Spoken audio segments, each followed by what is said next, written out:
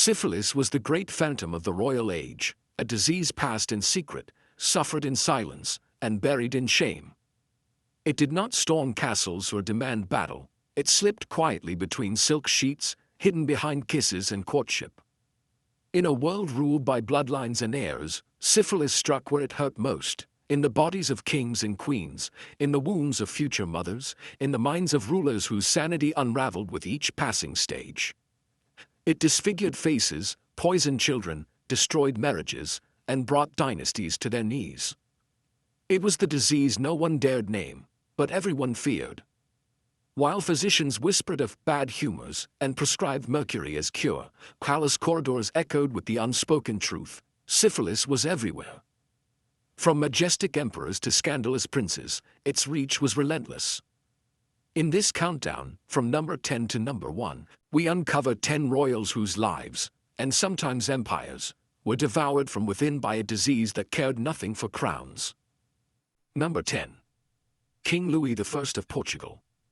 He was never supposed to be king. Born the second son of Queen Maria II, Louis I lived a life of luxury without responsibility, until death came calling. In 1861, a mysterious illness, possibly typhoid or cholera, swept through the Portuguese royal family, killing his older brother Pedro V and 2 younger brothers in rapid succession.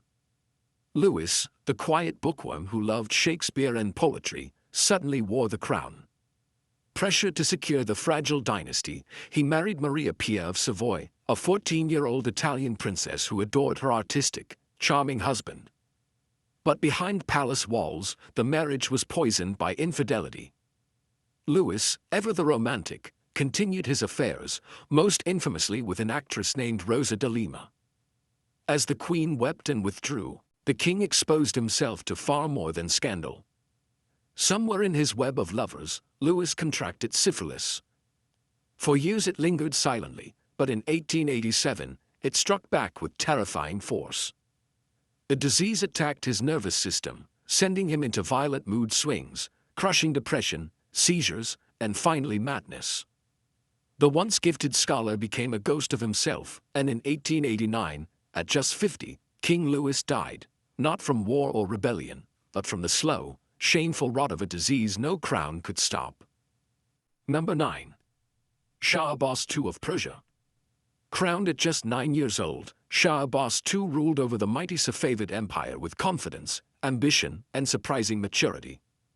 By 15, he had dismissed his regents and seized full control, ushering in a golden era of relative peace, tolerance, and prosperity. But beneath the image of a just and competent ruler lurked a darker appetite. Abbas loved wine, music, women, and excess. His nights were filled with wild feasts, overflowing goblets, and a harem of enslaved concubines taken from conquered lands. As the empire's economy faltered and pressures mounted, Abbas retreated deeper into hedonism, vanishing from public life for days after debauched parties. Somewhere in those shadowed nights, the Shah contracted syphilis. By 1666, the symptoms could no longer be hidden. At just 34 years old, the once vigorous monarch was deteriorating. His body weakened, his mind dulled, and signs of advanced stage syphilis, perhaps neurosyphilis, emerged. He became reclusive and erratic, the disease consuming what remained of his strength. That same year, Abbas II died, leaving behind a weakening empire and a legacy tainted not by war, but by indulgence, infection, and decline. Number 8. Crown Prince Rudolf of Austria. He was born into destiny, the only son of Emperor Franz Joseph I and Empress Elizabeth, heir to one of the most powerful thrones in Europe. But Crown Prince Rudolf's life unraveled early, torn from his beloved sister and raised under a brutal military tutor who left deep emotional scars. As he grew, so did his instability. He drank heavily, pursued risky affairs, and defied his father's expectations at every turn. At 23, he was married to 17-year-old Princess Stephanie of Belgium, but even at their engagement, Rudolf brought along his mistress. After the birth of their only child, his interest in Stephanie faded, and soon, disaster followed. Rudolf contracted both gonorrhea and syphilis, then passed the infections to his wife. Unaware, doctors misdiagnosed her condition as a stomach illness, but the result was catastrophic. Her fallopian tubes were destroyed, and she would bear no more children. Their marriage collapsed. Rudolf spiraled further, drawn to death as much as pleasure. When one mistress refused to die with him, he turned to a 17-year-old noble girl named Mary Vetsera. On January 30, 1889, their bodies were found at Mayerling Lodge, hers with a gunshot to the head, his dead by suicide hours later. Officials claimed an aneurysm to preserve the monarchy's dignity, but the truth was clear: syphilis, madness, and desperation had killed the empire's future. Number 7. John Wilmot, Earl of Rochester. He was the original bad boy of Restoration England, a poet, a libertine, and a legend of vice. John Wilmot inherited his title at just 11 and was quickly taken under the wing of King Charles II. At 13, he was already at Oxford, dazzling his peers and professors with both intellect and outrageous behavior. By the time he returned from his European tour, Wilmot had absorbed Enlightenment ideas, and likely a few venereal diseases. Though he briefly redeemed himself as a war hero, his heart belonged to chaos.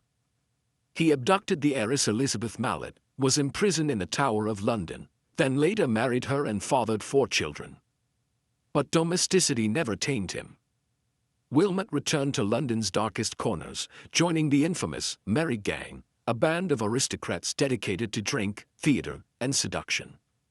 He had affairs with actresses, patronized brothels, and even disguised himself as Dr. Bendo, a fake fertility specialist who preyed on desperate women. Some he likely impregnated himself.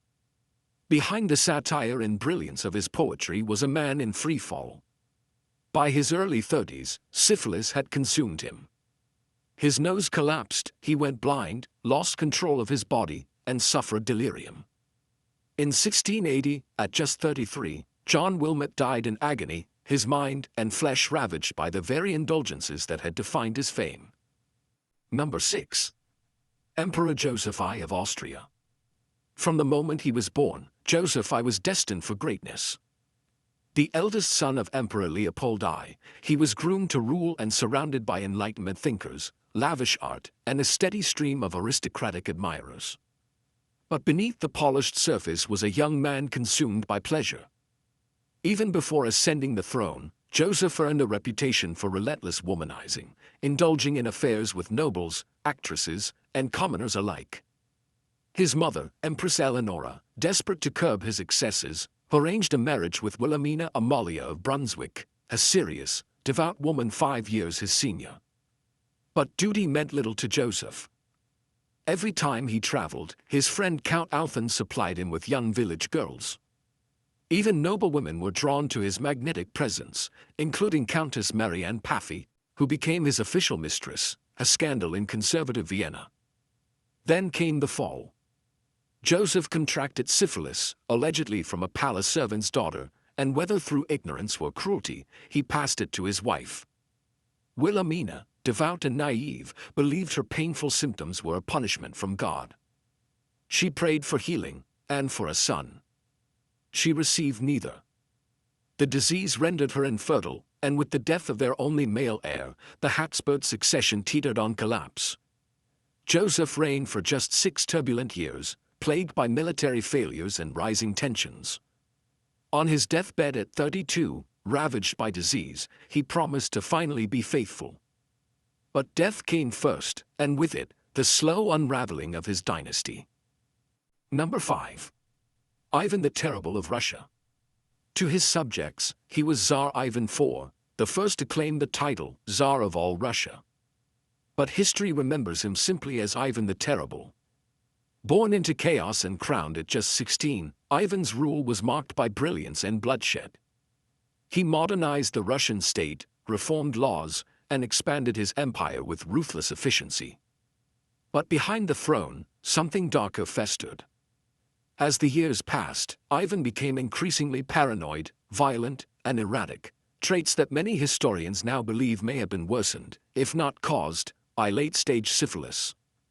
He suffered from excruciating headaches, bursts of uncontrollable rage, and severe mental instability.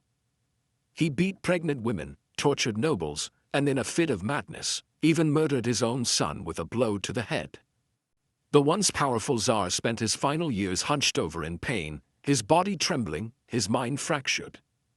Reports from foreign envoys described him as grotesque, stinking of illness, covered in sores, and reeking of decay. When he finally died in 1584 while playing chess, he left behind a throne soaked in blood and a legacy defined as much by disease as by tyranny. Whether or not syphilis was the root of his madness, it certainly mirrored the rot that spread through his court and his soul. Number 4. King Henry VIII of England. He's remembered for his 6 wives, his split with the Catholic Church, and his larger-than-life presence, but lurking beneath the legacy of Henry VIII is a long-standing suspicion. Did England's most infamous king suffer from syphilis? No official diagnosis was ever recorded, but the signs were there: miscarriages, stillbirths, erratic behavior, festering leg ulcers, and increasing paranoia. During his reign, syphilis was rampant among the English nobility, and the standard treatment, mercury, was not only ineffective but toxic. Some historians believe Henry underwent such treatments in secret, potentially explaining his violent mood swings and physical decline. His marriages were cursed by reproductive failure. With Catherine of Aragon, only one daughter survived. With Anne Boleyn, a series of miscarriages led to her execution. With Jane Seymour, a single son was born but died young. Though modern studies suggest other genetic conditions may have been at play, the pattern fits the hidden rot of syphilis. In his final years, Henry became bloated, reclusive, and unpredictable. His once sharp mind dulled, his body riddled with infection and pain. He died in 1547 at the age of 55, obese, despised, and possibly consumed by a disease that no crown, no army, and no throne could command. Number 3. Catherine de' Medici of France. She was one of the most powerful women in 16th century Europe, a queen, a regent, and a master of political intrigue. But behind her cold gaze and iron will, Catherine de' Medici may have carried a secret affliction. Married to King Henry II of France, Catherine endured years of humiliation as her husband openly favored his older mistress, Diane de Poitiers. When the marriage finally produced children, they came in quick succession, 10 in total, but several suffered from poor health, mental instability, or died young.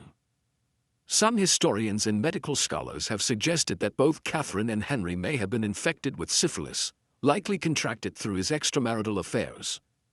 Catherine herself began showing strange symptoms in her later years: chronic leg pain, facial eruptions, and severe digestive issues, symptoms consistent with tertiary syphilis. She also reportedly used mercury-based beauty treatments, a common and dangerous cure of the time. Whether the infection was hers, her husband's, or passed to her children, the Medici line bore its toll. 3 of her sons became kings of France, all died young or without heirs, plagued by illness and instability. Catherine ruled through them all, iron-willed to the end, but her dynasty crumbled beneath her, perhaps rotted from within by a disease no one dared name aloud. Number 2. Charles II of Spain. He was called El Hechizado, the Bewitched, and to many, it seemed like a curse had indeed fallen on the last Habsburg king of Spain. Charles II was born into a royal bloodline so tangled by generations of inbreeding that he became the living symbol of dynastic decay. His body was frail, his face misshapen, his tongue oversized, and his mind slow to develop. He suffered from epilepsy, chronic illness, and lifelong infertility. While modern historians often attribute his condition to genetic disorders, there is another, darker theory: congenital syphilis. Some researchers have speculated that Charles inherited the disease in the womb, passed on by a parent infected through generations of royal promiscuity and denial. The symptoms fit: skeletal deformities, cognitive delays, and a reproductive system so damaged he couldn't produce an heir despite 2 marriages. As king, Charles was more puppet than ruler, manipulated by rival factions and foreign powers, while his health deteriorated before the court's horrified eyes. By the time of his death in 1700, at just 38, he could barely chew or walk, was incontinent, and believed he was haunted by demons. His autopsy revealed that his body did not contain a single drop of blood, his intestines were rotted, and his heart was the size of a peppercorn. Whether by bloodline or bacteria, the Spanish Habsburgs ended with a whimper, and a body ravaged by something no crown could cure. Number 1. King Alfonso XIII of Spain. He was born a king, literally. When Alfonso XIII entered the world in 1886, he inherited the Spanish crown before he could even cry. Raised in privilege and patriotism, he grew into a charismatic monarch known for his charm, his military uniforms, and his relentless appetite for pleasure. Behind the glittering public image, however, Alfonso led a double life. He was a notorious womanizer, rumored to have fathered at least 6 illegitimate children and to have maintained a secret collection of pornographic films he commissioned himself. With so many lovers and so little discretion, it's no surprise that syphilis eventually caught up with him. Though never officially diagnosed, multiple biographers and contemporary medical sources suggest Alfonso showed clear signs of the disease: mood swings, sudden fatigue, memory lapses, and neurological decline. His marriage to Queen Victoria Eugenie was cold and distant, especially after he reportedly transmitted syphilis to her early in their union. The Queen became ill, and their children suffered, with 2 sons born with hemophilia and others plagued by poor health. As Spain descended into political chaos and civil unrest, Alfonso lost the throne in 1931 and fled into exile. His health crumbled along with his reputation. He died in Rome in 1941, sick, exiled, and nearly forgotten. In the end, it was not revolution alone that dethroned him, but a lifetime of excess and the silent devastation of a disease that had followed him from bedroom to battlefield to burial. In the end, syphilis was the great equalizer, unseen, unspoken, and unstoppable. It slipped past palace guards and golden crowns, infecting not just bodies, but bloodlines and legacies. From Lisbon to Tehran, from Versailles to Madrid, it left its mark on rulers who shaped history, some brilliant, some broken, all human. Their portraits still hang in royal halls, their statues still cast long shadows, but behind the marble and the myth lies the truth. No empire is immune to decay, and no throne is safe from what hides beneath the skin.